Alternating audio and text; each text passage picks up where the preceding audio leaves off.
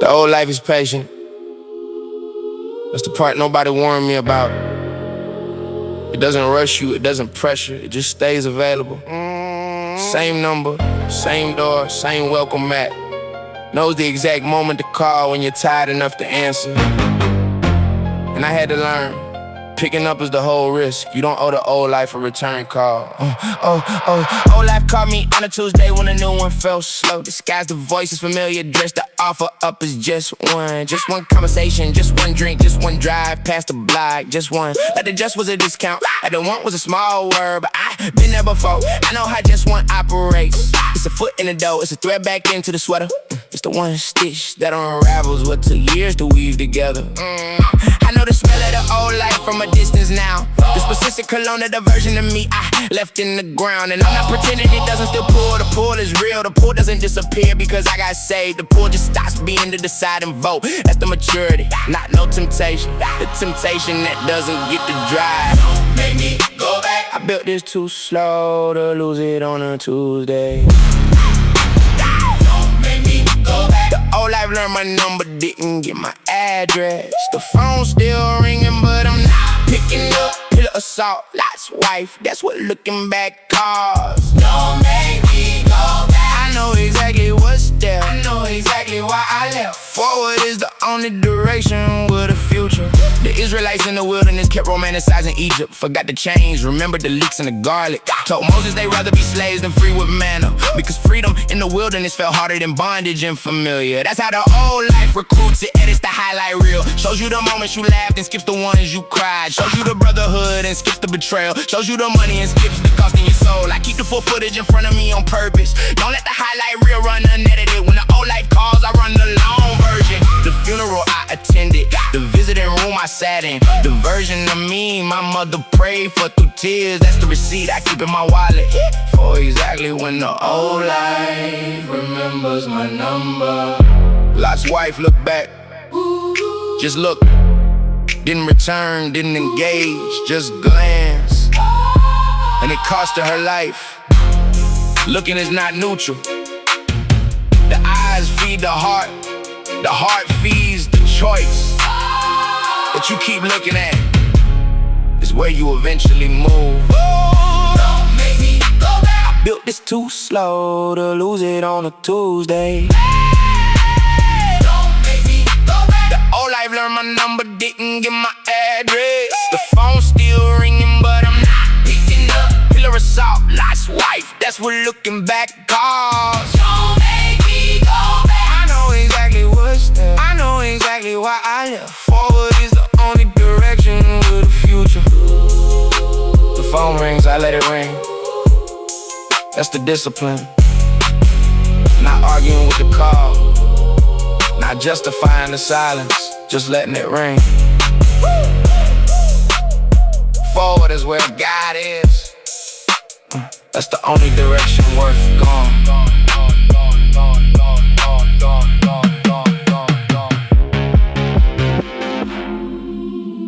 This is the song nobody wants to write. I almost didn't. Because there are people whose sin is so specific, so damaging, that grace for them feels like an insult to their victims.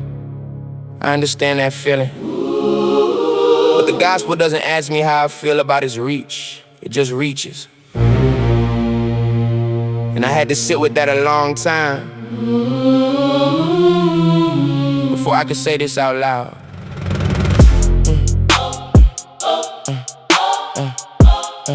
We draw the circle of grace and put ourselves inside it. Put the people we can tolerate inside it, and leave the ones we can't stomach outside. Comfortable with the gospel that only covers comfortable sins, but the cross wasn't erected in comfortable territory. It was planted between two criminals on a public execution hill, and the man on one side mocked him, and the man on the other said, "Remember me." And Jesus said, today you'll be with me. He didn't ask for the full testimony first, didn't require a rehabilitation program, didn't say let's revisit after you've demonstrated change. He said today to a man with no time left to demonstrate anything, which means the grace operates at a speed and reach I'm not the authority over. Nobody prays for the predator. I understand why. The wound is too specific, the damage is too named. Nobody gospel doesn't ask permission. It reaches past our comfort into the places we've written off. This is the grace that offends the ones who earned it. This is the love that makes no sense by any human accounting. Nobody prays for the predator. Maybe that's exactly where the prayer needs to go. Not to excuse, to release, to trust that justice and mercy belong to the same God. Paul held coats at Stephen Stone and approved of the killing. Dragged believers from houses, made havoc of the church. By every measure of justice, Paul was the predator. Then the road to Damascus happened, and the man who breathed threats against the church became the man who wrote half of what we quote from the pulpit. That's not comfortable, it shouldn't be. It should disturb our neat categories of who's too far gone for the reach. I'm not saying justice doesn't matter, it does. I'm not saying accountability is optional, it isn't. I'm saying the gospel has never asked for my list of exceptions. Has never stopped at the door with a sin I can't stomach. My comfort with grace is not the measure of the grace. Jonah sat outside Nineveh furious because God forgave the people Jonah needed to stay condemned. He'd rather die than watch grace reach that far. And God said, should I not care for this city? That question is still in the text, still pointing at the places we'd rather the gospel didn't go. Nobody prays for the predator. I understand why. The wound is too specific, the damage is too named. Nobody prays for the predator. But the gospel doesn't ask permission. It reaches past our comfort into the places we've written off. This is the grace that offends the ones who earned it. This is the love that makes no sense by any human accounting. Nobody prays for the predator. Maybe that's exactly where the prayer needs to go. Not to excuse, to release, to trust that justice and mercy belong to the same God. I don't have a clean ending for this one. The tension is supposed to stay. If you're comfortable by the end, I didn't do my job. Grace is offensive. That's how you know it's real.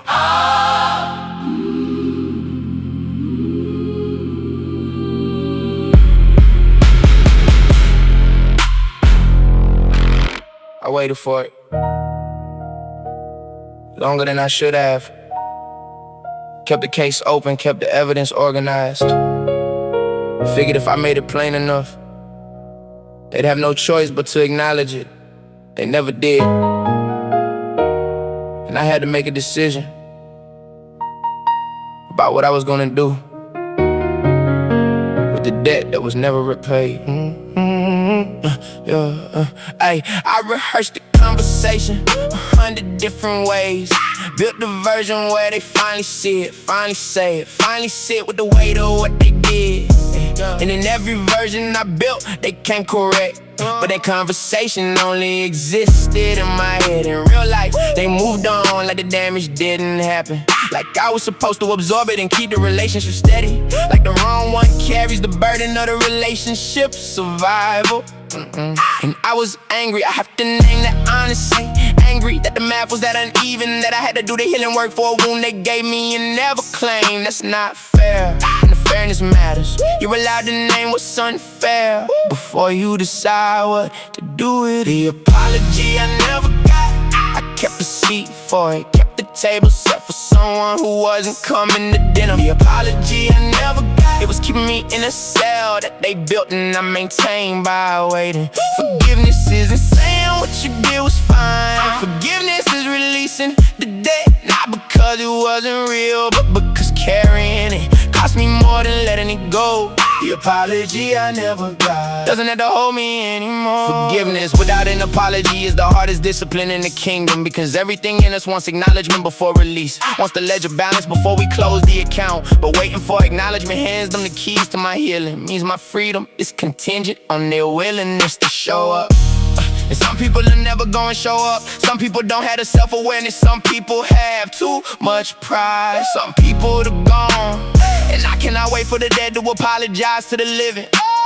Jesus forgave from the cross. They had an ass, had to stop mocking, had to change their minds. He didn't wait for the acknowledgement before he released the debt. Father, forgive them, not after they repented, while they were still doing it. Which means forgiveness is not a response to their remorse. It's a decision I make about my own freedom. Forgiveness is not reconciliation. I had to learn that.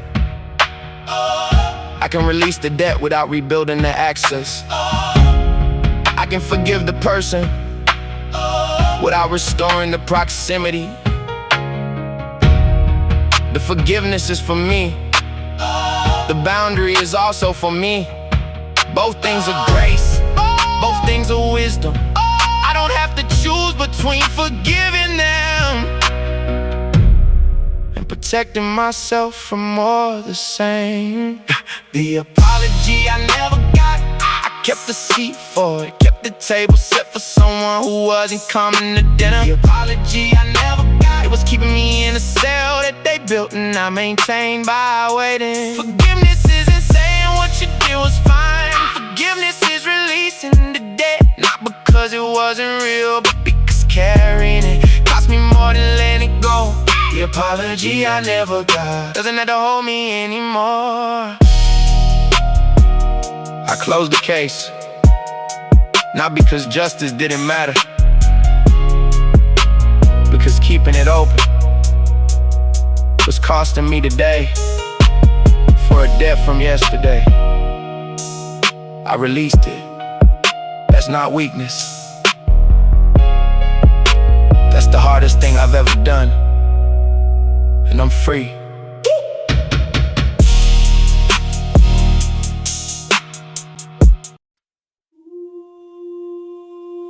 They tried to bury a few things with me. The gift, they said it wasn't real enough. The calling, they said it wasn't practical. The voice, they said nobody needed to hear it. And for a while I believed them, covered it up, acted like it wasn't there, until the thing they buried started pushing through the ground on its own. Because gifts don't die when people bury them, they germinate.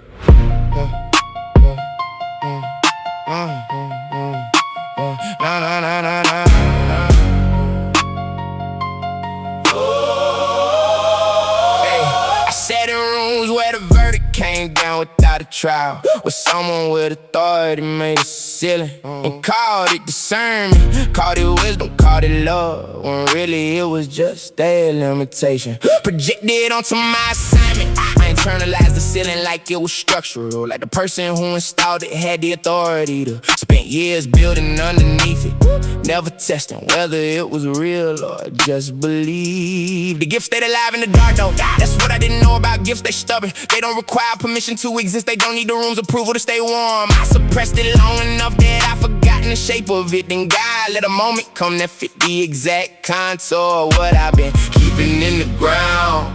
And it came out without effort, like it had been waiting the whole time. What they didn't bury me with, the gift survived the grave. what they didn't bury me with, Calling held the shape underground. They wrote the verdict, dug the hole, covered the potential. But you can't bury what God breathed alive. what they didn't bury me with. It's in my hands now, fully formed from the years spent in the ground. Roots that deep don't fall over. What they tried to bury is what's standing now. Joseph's brothers threw him in the pit and sold the dream. Thought the dreamer in the ground meant the dream was buried too, but the dream with Egypt with him, into the prison with him. The pit couldn't hold the assignment, they didn't even know they were handling. And in every hand that passed them down the chain, cause moving them toward the palace, they were trying to prevent the same people who buried the gift for instruments in this delivery. That's the specific irony of God's economy. The burial becomes the preparation, the grave becomes the germination chamber,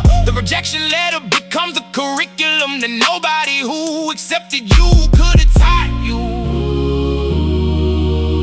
Lazarus was in the tomb 4 days past the point of reasonable hope, and Jesus showed up and said, where have you laid him? Not because he didn't know, because he wanted the witnesses to walk to the stone, to stand in front of the burial, to see exactly what he was about to reverse, take away the stone. Come for what they buried, come for What they didn't bury me with, the gift survived the grave. what they didn't bury me with, Calling held a shape underground. They wrote the verdict, dug the hole, covered the potential. But but you can't bury what God breathed alive. What they didn't bury me with. See my hand now, fully formed from the years that spent in the ground. Roots that deep don't fall over. What they tried to bury is what's standing now. Come forth. That's the word for what's been in the ground. Whatever they buried, whatever you buried, whatever got covered by the verdict of a room that didn't have the authority, it acted like it had. Come forth. It's not dead. It was never dead. There's a version of pain that starts to feel like home. Not because it's good, because it's familiar. And familiar is the closest thing to safe. When you grew up where I grew up, I didn't choose the dysfunction, but I kept choosing back into it. And for a long time I couldn't tell the difference between what I love and what I was just used to. She treated me the way I expected to be treated, which is why I stayed long past the evidence. I knew the pattern like a neighborhood I grew up in. Knew every pothole, knew every shortcut to the pain. And somehow that knowledge felt like control. Like if I could predict the hurt, then the hurt couldn't own me. But prediction ain't protection. I was just a man who knew exactly where the knife was and kept walking into the room anyway. I go back to what broke me like it owes me something.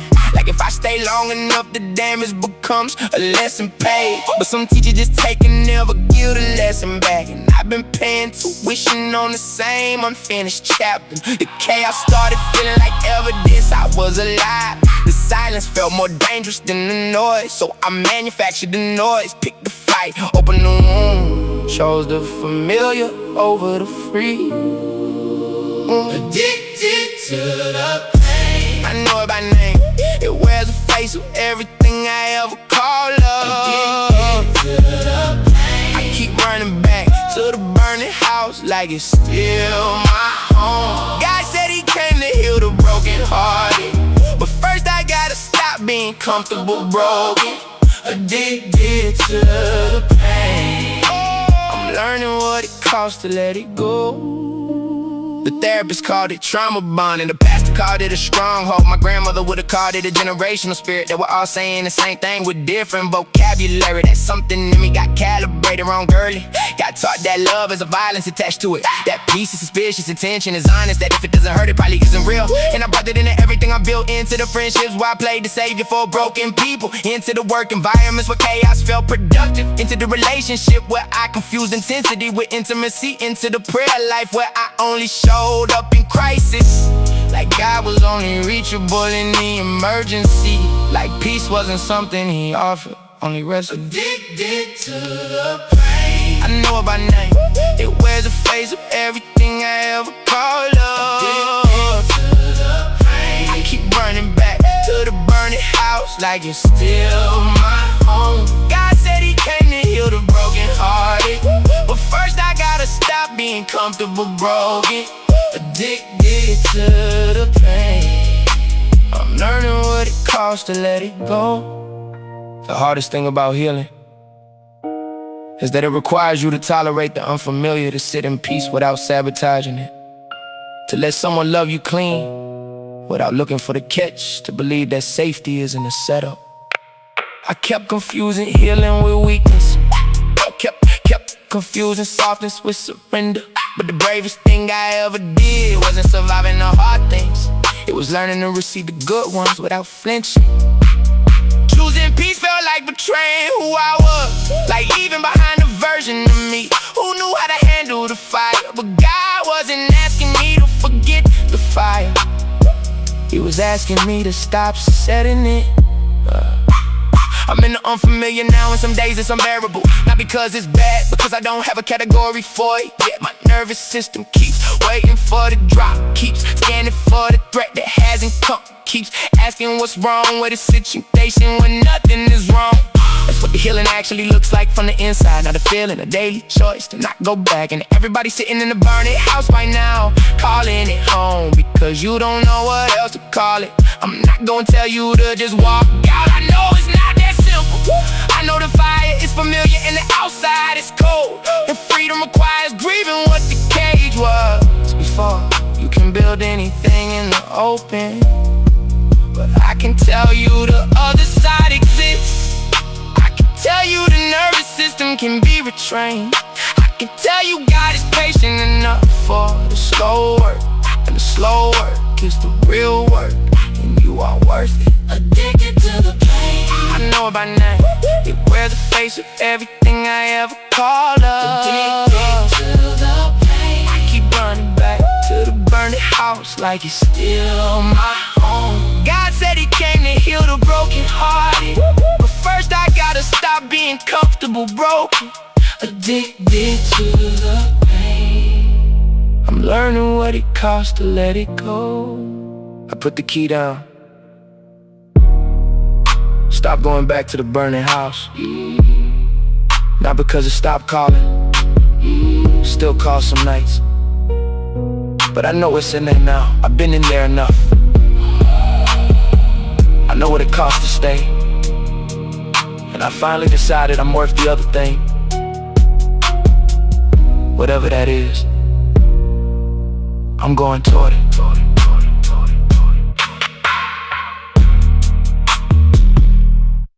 Grow without enough.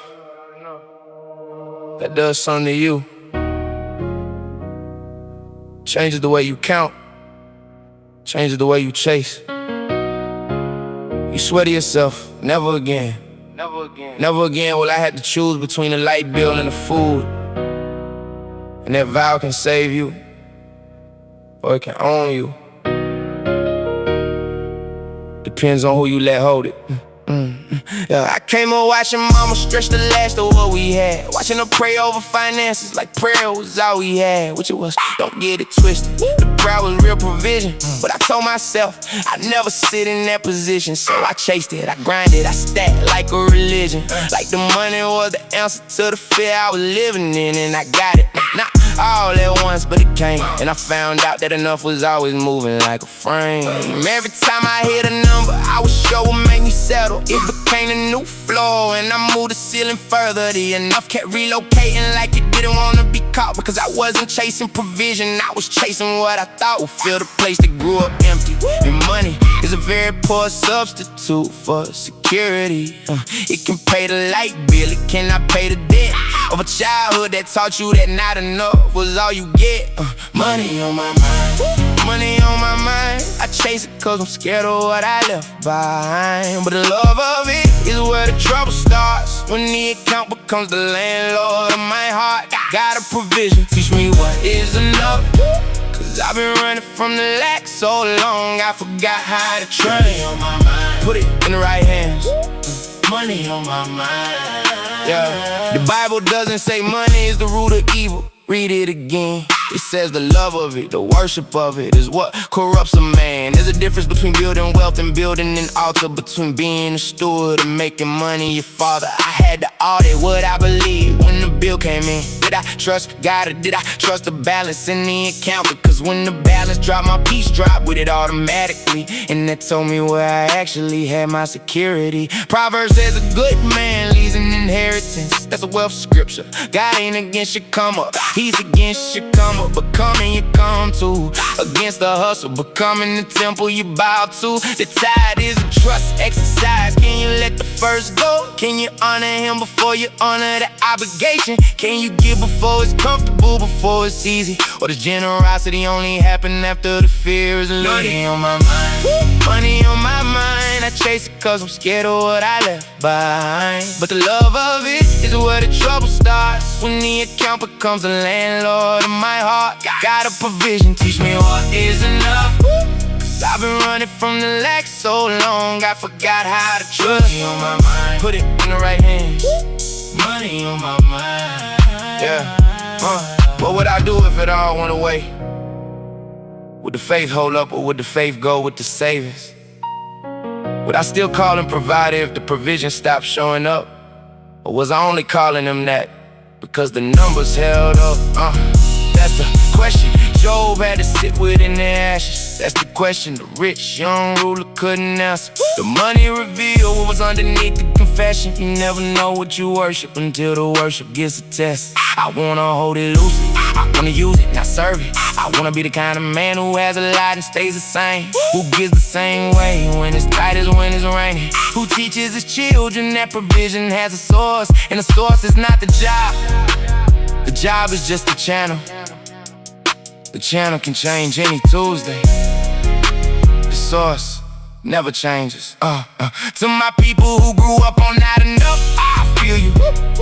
To the ones who still eat fast so the food don't run out, I see you. The scarcity mentality is real, and it takes work to dismantle. It takes intentional rewiring to believe that abundance is possible, not just financially. Abundant peace, abundant grace, abundant access to a God who knows your name and knows your case. Yeah, He knows what the childhood taught you. He knows what the lack installed, and this provision isn't just material. It's the dismantling of the fear that started it all.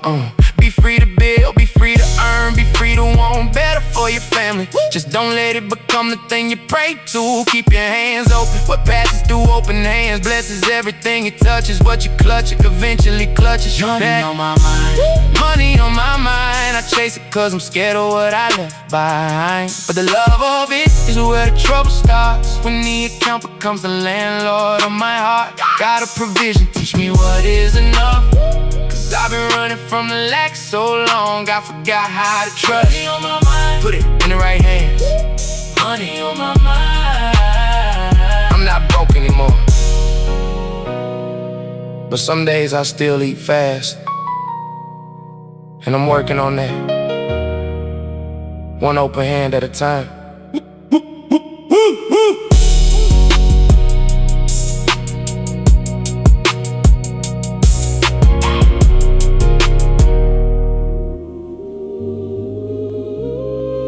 I read this psalm on a Tuesday. I had just come from the hospital. Walked through the valley, for real that time.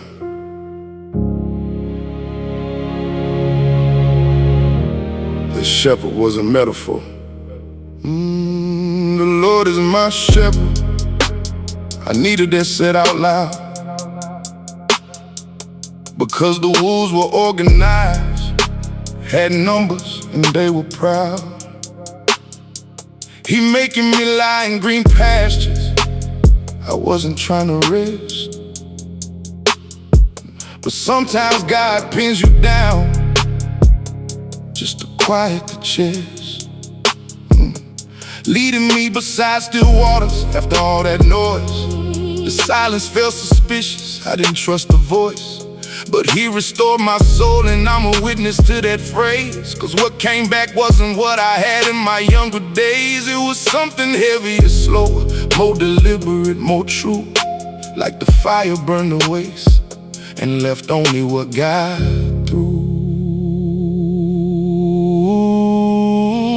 Even walking through the valley, shadow on every side, He kept a table for me, right where my enemies reside. Even when the dark was loudest, when the grief was all I owned, He had anointed something in me, never left me on my own. Yeah, though I walked through the valley of the shadow of death, I was literally that verse. Every block was a test. Seen friends fold, seen fathers disappear from the frame, seen good men swallow whole by the machinery of the game. I will fear no evil, man, it took me years to get to. Fear is the first language the streets used to connect you, but His rod and staff, they comforted, not removed the road, just made me able to carry what I couldn't carry alone. Thou preparest the table in the presence of mine enemies, and I watched it happen, couldn't explain the geometry.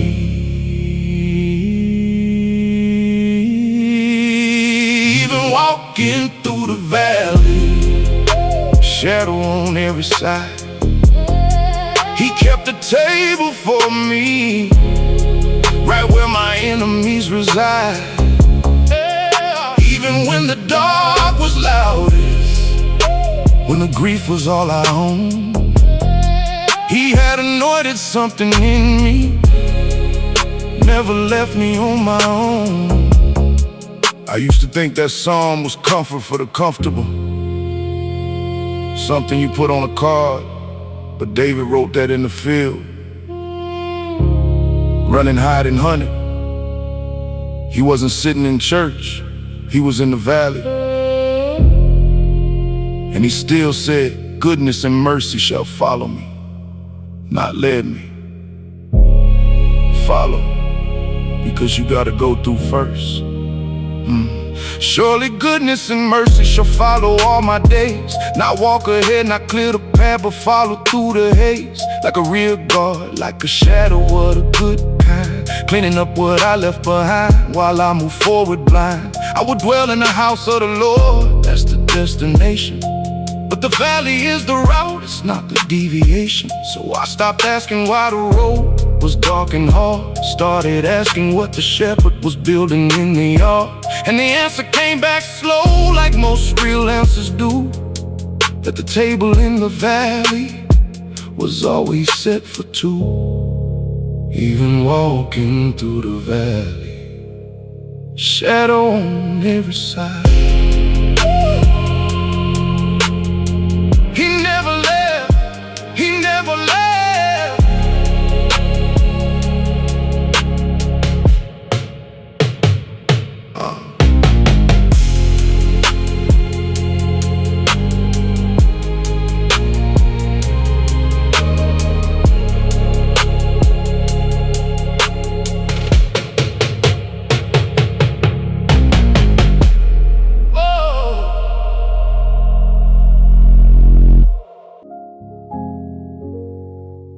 There's always a night before,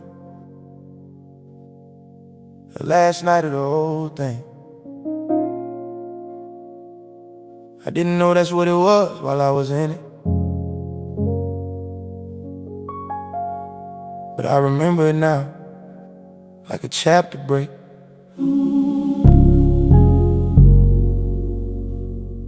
It was a regular Tuesday in the cosmology of the block. Nothing cinematic, nothing that announced itself. Had the same conversations I've been having for years. Same spot, same faces, same orbit of the same gravity. But something was different in the frequency, like a signal coming through all that had always been silent. Like my chest had developed a new sensitivity, something it had been receiving and ignoring for a decade. I kept almost saying something, kept opening my mouth, kept almost telling my homie I was tired of this. Kept swallowing the sentence because the sentence would require me to mean it, and to mean it would cost everything. The night before I changed, I didn't know I was changing. The night before I changed felt like every other night, except the conscience was louder, except the future was closer, except the cost of staying felt heavier than the cost of leaving. The night before I changed, God was already moving. The night before I changed, the night before I changed, the door was already open. I just had to walk through it in the dark, without knowing what the other side looked like. Drove home a different way, I don't know why. Past the church my grandmother went to before she passed. Building was still there, lights were on midweek something, and I slowed down without deciding to slow down.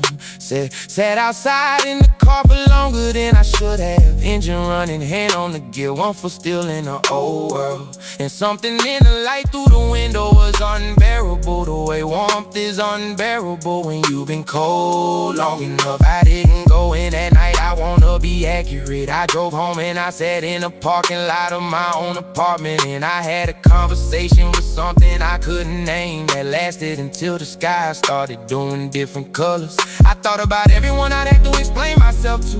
Thought about the credibility cost on the block. Thought about who I'd be if I wasn't who I was. Thought about whether there was a me under the version I built. And the conscience say yes so clearly. Said that you underneath this has been here the whole time. Said I've been trying to get a word in for 11 years. Said I'm not a new thing, I'm an old thing that you buried. And I thought about the parable of the treasure in the field.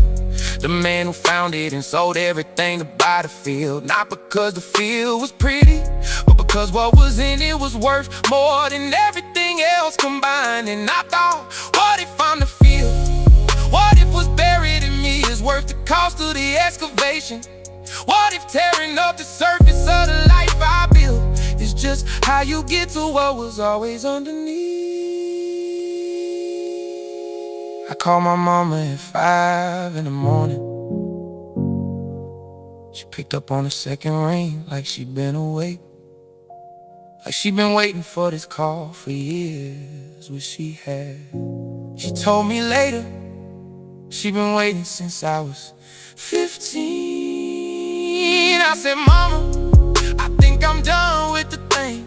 I said it like that, vague enough to protect both of us. And she said, I know, baby, I know. And she started praying and I let her. First time in years I let someone pray over me without checking out. I just stayed in it. And the night before became the morning after. The night before I changed, I didn't know I was changing, but God knew. God was already in a Tuesday, already in the drive home, already in the slow down, already in the parking lot at 4 in the morning. The night before I changed, she was already there, already there before I changed. The night before I changed, the door was already open. I just had to walk through it in the dark. In the dark, turned out to be shorter than I thought. Shorter than I thought. Dawn came, dawn came, dawn came, dawn came.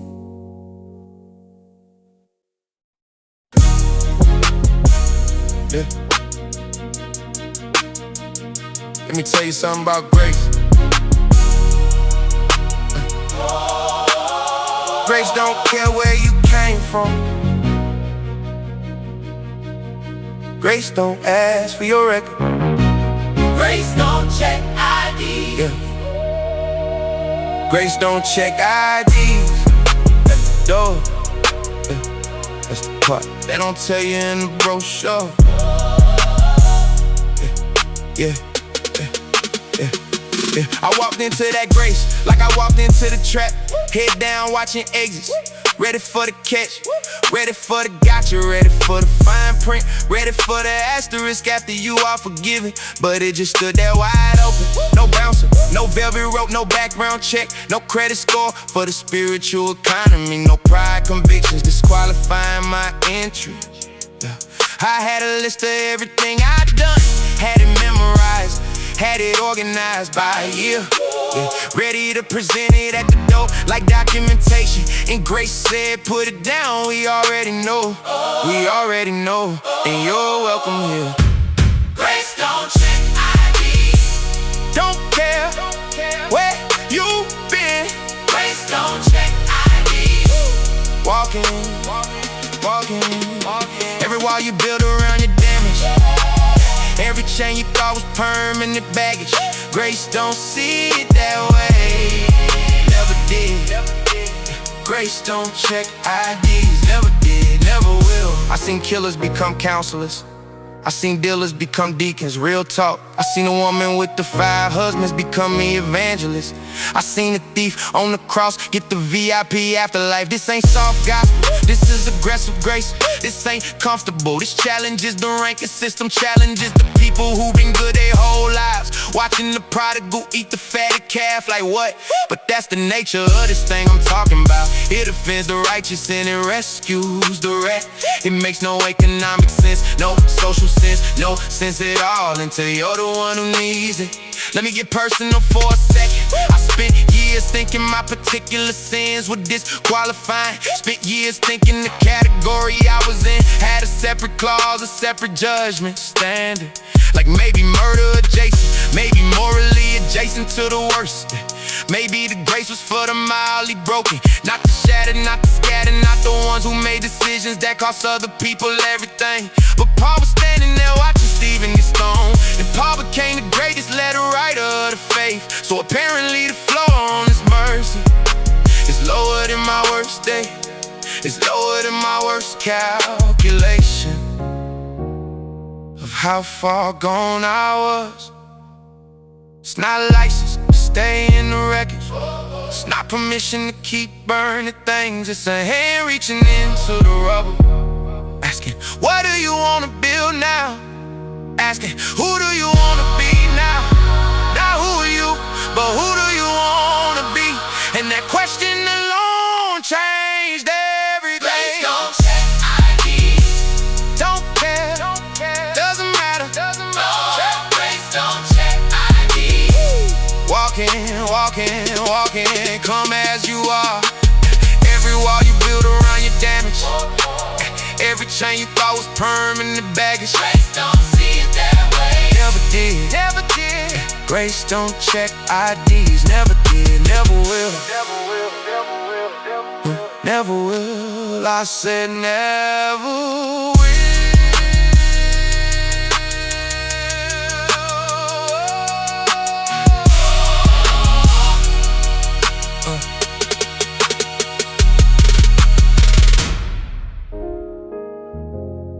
Thing about scar tissue is that it's stronger than what it replaced, but it don't feel the same. And for a long time I thought that was the problem. Turns out that might be the point. I spent years being angry about the damage, years cataloging every wound with forensic precision. Who did what and what year, what cost to me? Building the case I didn't know who to present to. Mama had her own damage that she gave me secondhand. Her mama had damage she got from a country that hated her face. And her mama got damage from a chain in the crossing. And at some point the archive goes further than I can trace. So who do I invoice for the inheritance of broken things? Who signs the check for the generational overdraft? The angle was real, I wanna say that first. The angle was a rational response to an irrational situation. Scar tissue gospel, healing ain't erasure. Scar tissue gospel, the wound becomes a scripture. Every place I broke is a place he entered. Every place he entered is a place I'm stronger. I don't want the scars gone. They're the map now. They're the evidence that something tried to stop me. Scar tissue, God, I'm still here.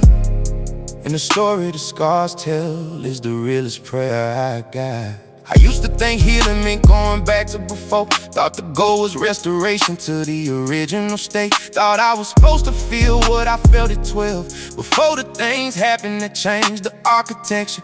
But you can't unknow what you know. Can't unfeel the weight that restructured how you move. Can't unsee the things the street showed you by force.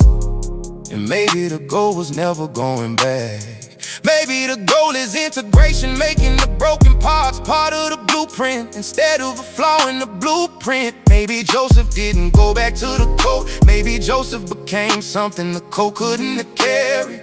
I've been in rooms with men who carry worse than me, veterans of corners and of actual wars, men who did things in the dark that the light still finds, men trying to figure out how to live forward from catastrophe.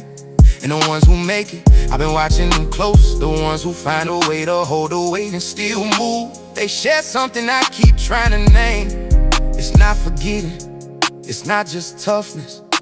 It's something like permission. Permission to still be in process. Permission to be healing and not healed. Permission to be on the road and not at the destination.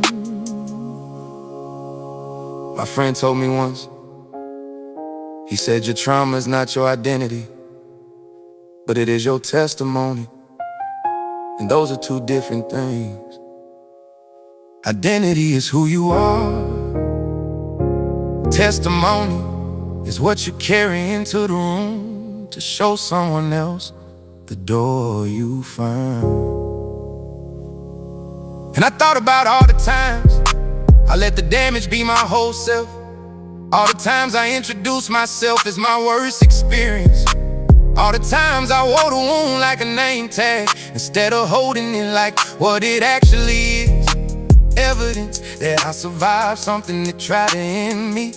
Evidence that grace has a longer reach than I gave it credit for. The conscience that used to harm me started sounding different when I stopped running. Started sounding less like a prosecutor and more like someone sitting with me in the damage. Started sounding like a voice in the ambulance. Started sounding like something that had been there through all of it. Now watching from above, watching from inside, carrying it with me the way a father carries a sleeping child. And I think that's the gospel I can actually believe. Not the one that requires me to have it together first. The one that finds me in the rubble and says, I know what this is. I've been here the whole time. Scar tissue gospel. Healing ain't erasure. Oh. Scar tissue gospel. The wound becomes the scripture. Every place I broke is a place he entered. Every place he entered is a place I'm stronger. Stronger than before. Stronger than before. I don't want the scars gone. They're the map now. They're the evidence that something tried to stop me. Scar tissue, God. I'm still here, still standing. And the story the scars tell is the realest prayer I got. The realest prayer. The realest prayer I got. Still healing. Still healing. Still becoming. Still becoming. Still becoming. Something I can't fully see yet, but I trust the hands that are making it.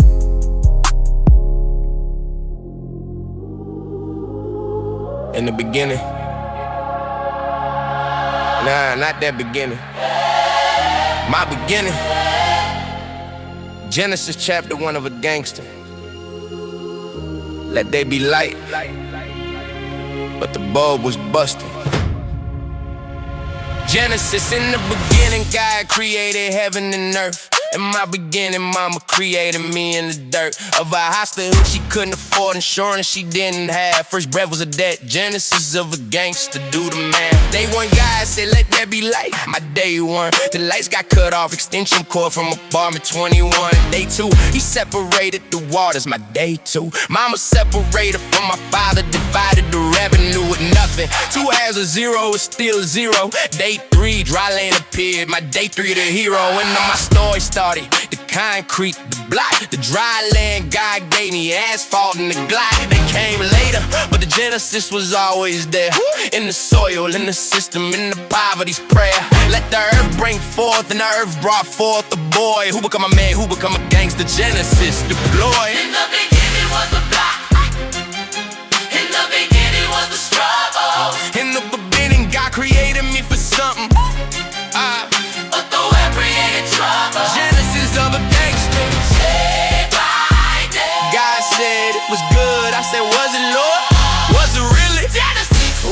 story from the start. 7 days of creation in the gangster's heart.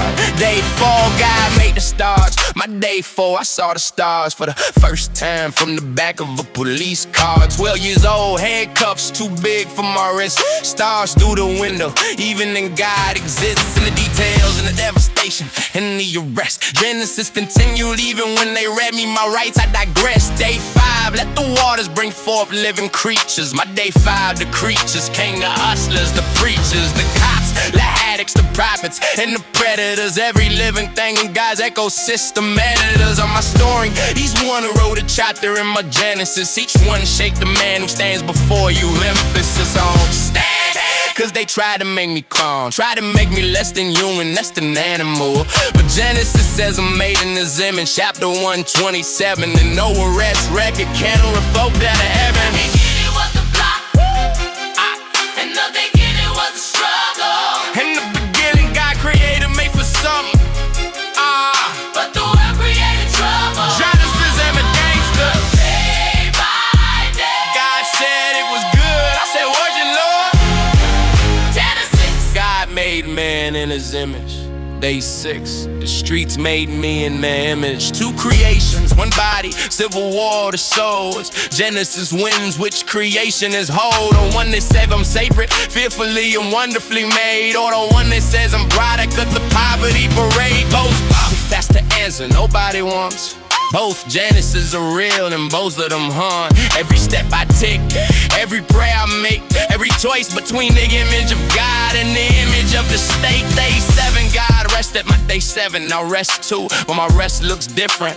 My rest is overdue. My rest is sitting in the silence of a room where no one is chasing me and nothing's going boom. Just me and Genesis, reading it again from in the beginning to the very last. Amen. And I see it now. I see what God was doing, creating order out of chaos. That's the blueprint of my ruin and my redemption. Cause chaos was my Genesis, but order is my exodus, my revelation, my synthesis. I'm everything I've been and everything I'll be. A gangster made in God's image. Can you see the divine in the crane or the sacred in the street? The Genesis of glory and the Genesis of defeat. Yeah, I looked at everything He made and said it's good. I look at everything I am and say it's understood. In the beginning. Yeah. No.